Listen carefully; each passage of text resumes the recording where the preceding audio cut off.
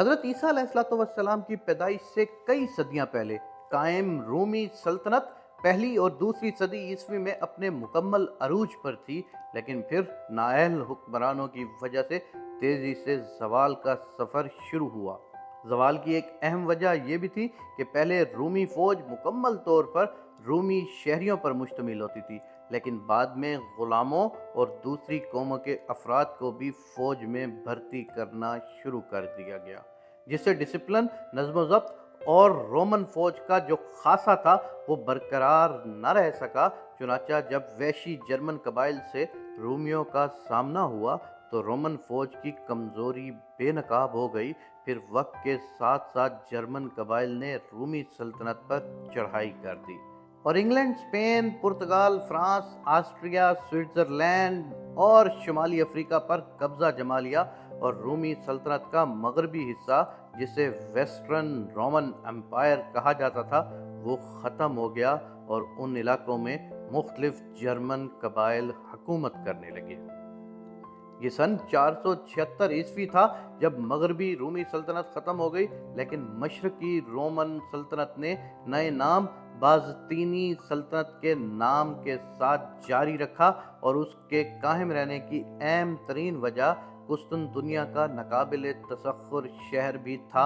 इस नक्शे में आप स्पेन पर हुकूमत करने वाले जर्मन कबीला विज़िगोथ को देखें। जब तारिक बिन ज़ियाद ने 711 ईस्वी में हमला किया था तो यही कबीला स्पेन पर हुकूमत कर रहा था। स्पेन का नाम सिर्फ समझाने की गर्ज से बता रहा हूँ, वरना उस दौर में स्पेन नामी कोई मुल्क नहीं था, बल्कि इस इलाके को रोमियों ने हिस्पानिया का नाम दिया हुआ था। अरबों ने अंदलस कहा। बाद में जब 1492 ईस्वी में मुसलमानों की हुकूमत का खात्मा हुआ तो पहली मरतबा उसे मकामी हस्पानवी ज़बान में अस्पाना अस्पानिया कहा गया और अंग्रेज़ी ज़बान में इसके लिए स्पेन का लफ्ज़ इस्तेमाल हुआ।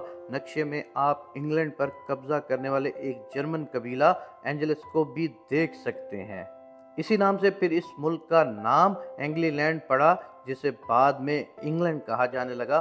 फ्रांस के इलाके में एक जर्मन कबीला फ्रैंक्स हुकूमत कर रहा था। इसी नाम की मुनासबत से फिर उसका नाम फ्रांस पड़ा।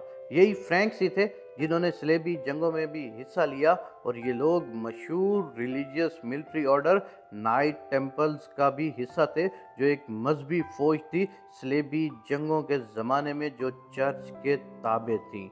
दोस्तों, ये सारी मालूमात आपसे डिस्कस करने का सिर्फ एक ही मकसद है कि कहाँ से मुसलमान अपनी हुकूमत के अरूज पर थे तो वहाँ से फिर मुसलमान अपने ज़वाल की तरफ तेज़ी से तनज़्ज़ुली तय करते गए।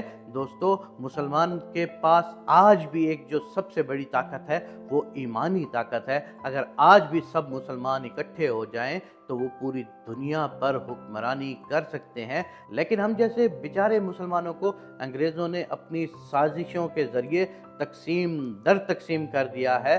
खुदावंद करीम से दुआ है कि मेरे पाक परवरदिगार पाकिस्तान पर अपना रहम और करम फरमा।